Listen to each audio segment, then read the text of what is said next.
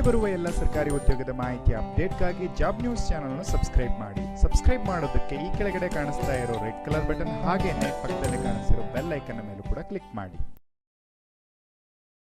Hello ಸ್ನೇಹಿತರೆ, ನಮಸ್ಕಾರ. Welcome to Reva's job news.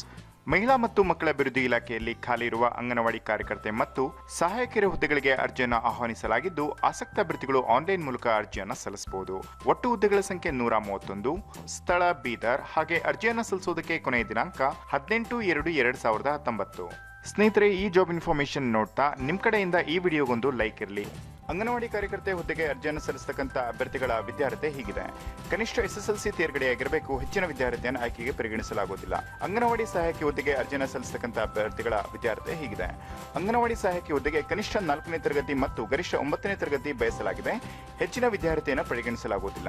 ವಯೋಮಿತಿ: ಅಭ್ಯರ್ಥಿಗಳ ಕನಿಷ್ಠ ವಯೋಮಿತಿ 18 ವರ್ಷಗಳು ಹಾಗೂ ಗರಿಷ್ಠ ವಯೋಮಿತಿ 35 ವರ್ಷಗಳು. ಸ್ನೇಹಿತರೆ, ಆನ್ಲೈನ್ ಅರ್ಜಿಯನ್ನು ಸಲ್ಲಿಸೋದಕ್ಕಿಂತ ಮುಂಚೆ ಈ ಒಂದು ಮಾಹಿತಿಯನ್ನು ತಿಳ್ಕೊಳ್ತಕ್ಕಂಥದ್ದು ತುಂಬಾ ಮುಖ್ಯವಾಗಿದೆ.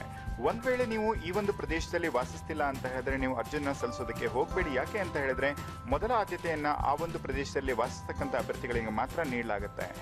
ಒಂದ್ ವೇಳೆ ನಿಮ್ಮ ಡಿಸ್ಟಿಕ್ ನಲ್ಲೂ ಕೂಡ ಅಂಗನವಾಡಿ ಕಾರ್ಯಕರ್ತೆ ಹಾಗೂ ಅಂಗನವಾಡಿ ಸಹಾಯಕಿ ಹುದ್ದೆಗೆ ಅರ್ಜಿಯನ್ನು ಸಲ್ಲಿಸಬೇಕಾದ್ರೆ ನೀವು ಈ ಒಂದು ದಾಖಲೆಗಳನ್ನು ಹೊಂದಿರತಕ್ಕಂಥದ್ದು ಕಡ್ಡಾಯವಾಗಿರೋದ್ರಿಂದ ನೀವು ಈ ಒಂದು ದಾಖಲೆಗಳನ್ನ ನೀವು ಮುಂಚಿತವಾಗಿಯೇ ಪ್ರಿಪೇರ್ ಮಾಡ್ಕೊಳ್ಳೋದಕ್ಕೆ ಸಹಾಯವಾಗುತ್ತೆ. ಅದರಿಂದ ಹಾಗೆ ಈಗ ಅರ್ಜಿಯನ್ನು ಸಲ್ಲಿಸತಕ್ಕಂಥ ಅಭ್ಯರ್ಥಿಗಳು ಕಡ್ಡಾಯವಾಗಿ ಕೆಲವೊಂದಿಷ್ಟು ಪ್ರಮಾಣ ಪತ್ರಗಳನ್ನು ಸಲ್ಲಿಸಲೇಬೇಕು. ಹಾಗೆ ಕೆಲವೊಂದಿಷ್ಟು ವಿನಾಯಿತಿಗಳನ್ನು ಪಡೆಯೋದಕ್ಕೆ ಇನ್ನು ಕೆಲವು ದಾಖಲೆಯ ಪ್ರಮಾಣ ಪತ್ರಗಳನ್ನು ಸಲ್ಲಿಸಬೇಕಾಗಿರುತ್ತೆ. ಈ ಎಲ್ಲ ದಾಖಲೆಗಳು ಕಡ್ಡಾಯವಾಗಿಲ್ಲದೆ ಇರೋದ್ರಿಂದ ಕೆಲವೊಂದಿಷ್ಟು ದಾಖಲೆಗಳು ಮಾತ್ರ ಕಡ್ಡಾಯವಾಗಿವೆ.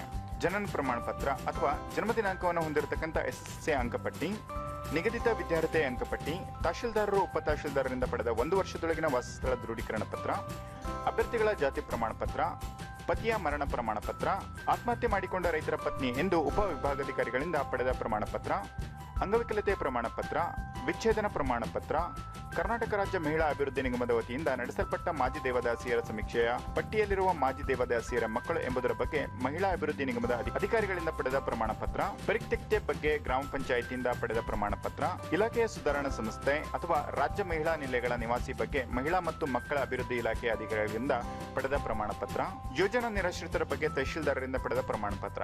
ಹೀಗೆ ಕೆಲವು ಪ್ರಮಾಣ ಪತ್ರಗಳನ್ನು ನೀವು ಸಲ್ಲಿಸಬೇಕಾಗಿರೋದ್ರಿಂದ ಒಂದು ವೇಳೆ ನಿಮ್ಮ ಹತ್ರ ಇಲ್ಲ ಅಂತ ಹೇಳಿದ್ರೆ ಆ ಒಂದು ಪ್ರಮಾಣ ಪತ್ರಗಳನ್ನ ನೀವು ಈಗಲೇನೆ ಸಿದ್ಧಪಡಿಸಿಕೊಳ್ಳೋದಕ್ಕೆ ತಯಾರು ಮಾಡ್ಕೊಳ್ಳಿ. ಸ್ನೇಹಿತರೆ, ಈ ಒಂದು ಹುದ್ದೆಗೆ ಅರ್ಜಿಯನ್ನು ಸಲ್ಲಿಸೋದಕ್ಕೆ ಅಪ್ಲಿಕೇಶನ್ ಲಿಂಕ್ ಅನ್ನ ಡಿಸ್ಕ್ರಿಪ್ಷನ್ ಬಾಕ್ಸ್ ನಲ್ಲಿ ನೀಡಲಾಗಿದೆ. ಜೊತೆಗೆ ನೋಟಿಫಿಕೇಶನ್ ಲಿಂಕ್ ಹಾಗೆ ವೆಬ್ಸೈಟ್ ಲಿಂಕ್ ಅನ್ನು ಕೂಡ ನೀಡಲಾಗಿದೆ. ಆ ಒಂದು ಲಿಂಕ್ ಗಳ ಮೇಲೆ ಕ್ಲಿಕ್ ಮಾಡಿ ನೀವು ನೇರವಾಗಿ ಈ ಒಂದು ವೆಬ್ಸೈಟ್ ಅನ್ನ ತಲುಪಬಹುದು. ಸ್ನೇಹಿತರೆ, ಈ ಜಾಬ್ ನ್ಯೂಸ್ ನಿಮಗೆ ಇಷ್ಟವಾದ್ರೆ ತಪ್ಪದೇನೆ ಲೈಕ್ ಮಾಡಿ. Thanks for watching guys. We will see you again with the next video. Until then, have a good day. Bye bye.